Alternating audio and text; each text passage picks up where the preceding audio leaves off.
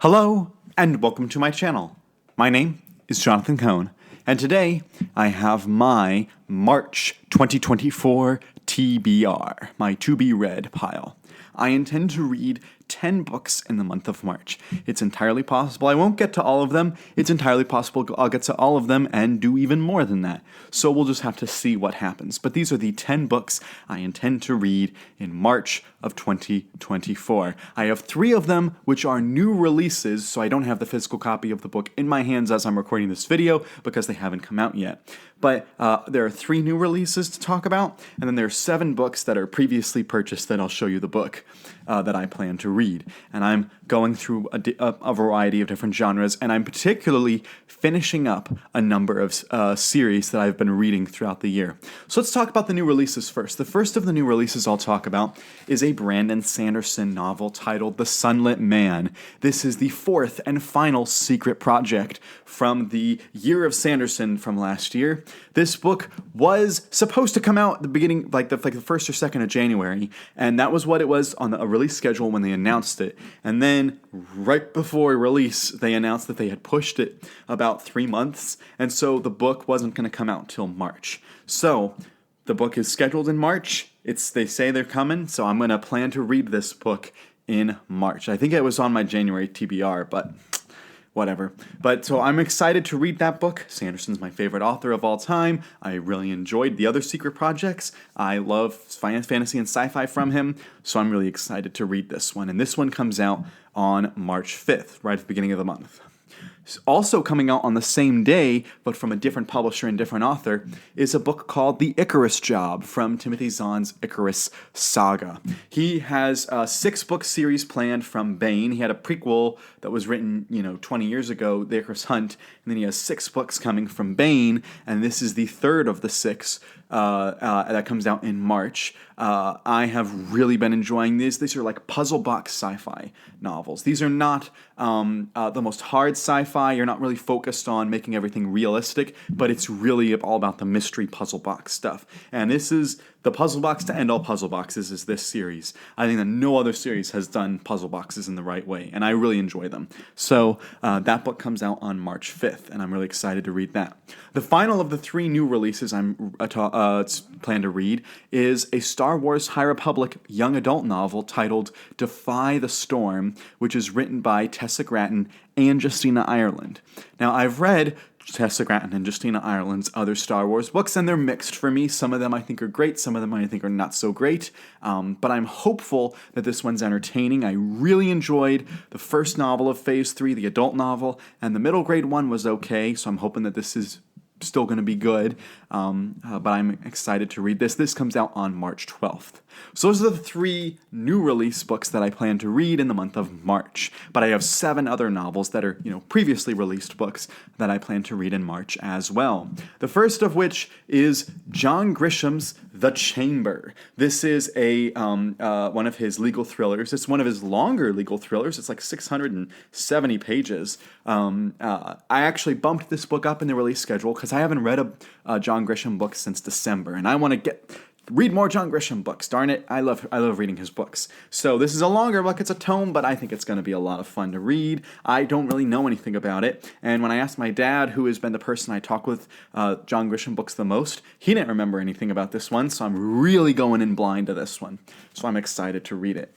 I also have a sci-fi novel that I'm really excited to read, and that is Brad R. Torgerson's A Star Wield Sky, which, by the way, has a gorgeous cover. I'm going to check real quick to see who did that cover artwork. That cover art was done by, oh no, I can't find it. I know Alan Pollock. Alan Pollock did the artwork for this book, which I think is gorgeous. This book won the Dragon Award at DragonCon a few years ago. It's the same award that Timothy Zahn won for the Icarus plot last year. But this is his Brad R. Torgerson's second out of only 2 novels that he wrote. The first one I read last year, The Chaplain's War, which was one of my favorite science fiction reads of last year, one of my favorite books I read last year. Brad Torgerson automatically became a must-read author for me. So I have picked up this book. I intend to read it in March, and I'm really excited to get into it. If it's anything like Chaplain's War, it's going to be great. So Speaking of sci-fi, I'm continuing on the Honor Harrington series from David Weber, and the next book I'm reading is In Enemy Hands, and I believe this is the 7th Honor Harrington novel. Yeah, I believe it's the 7th Honor Harrington novel, and I'm really excited to get into it. I've enjoyed a lot of the other books. Only one of the books has stood out as an all-time favorite novel for me, and that was Field of Dishonor. But the rest of them have been entertaining, and I've been enjoying them. And this one is the last of like the normal length ones before they get into the ridiculous length realm. This one's only about 550 pages in paperback, so I'm excited to read it, and then really struggle with the rest, I'm sure. But I will get to all of them eventually. So that is another book I'm reading. I also am finishing out, now to get to the series that I'm finishing out, I'm finishing out the Han Solo trilogy by A.C. Crispin, the book titled Rebel Dawn. I read the first 2 books. First book, all-time favorite Star Wars book for me, top tier. The second one was really entertaining, not an all-time favorite, but an entertaining book. And I'm hoping that this book sticks the landing for the trilogy, and I think it will. I think that this book's going to cover some things I'm really excited about.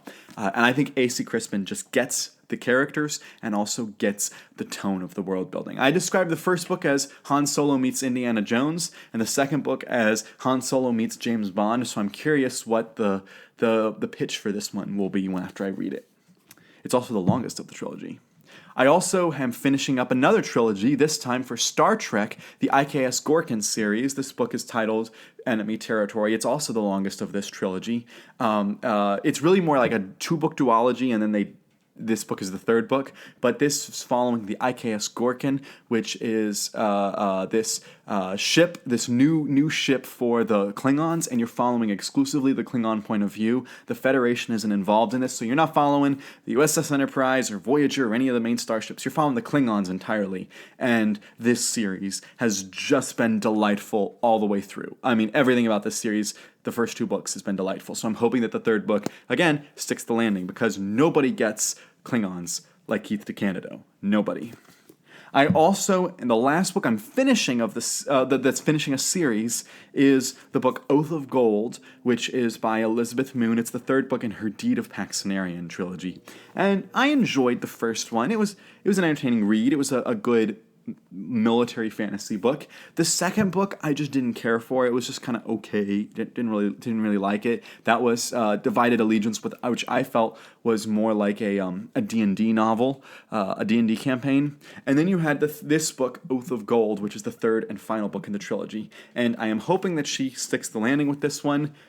Gives me a positive outlook for the trilogy. I hope this is not one of those trilogies where each book slowly gets worse and worse, and I feel bad after reading the trilogy.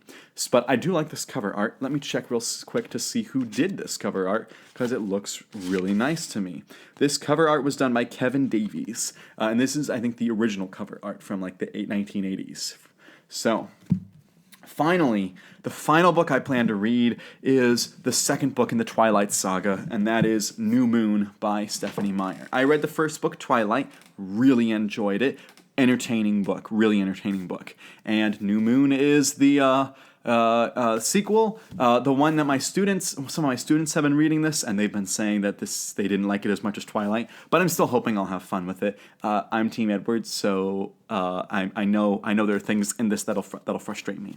But that is the 10 books I intend to read in March. It's entirely possible I'll get through them all and maybe even do more. It's also possible I won't get through all of them and I'll have to delay stuff into April. We'll see. But for right now, that is my March 2024 TBR. A good number of genres: fantasy, sci-fi, Star Trek, Star Wars, middle grade. I mean, young adult, and also political thriller. So I got a good mix of genres this month. So if you've read any of these books, let me know what your thoughts on them, which ones you're excited to see me read, and in March, and what did you read in February? Let me know all those thoughts in the comments section down below. And until next time, I'm Jonathan, and thank you for watching.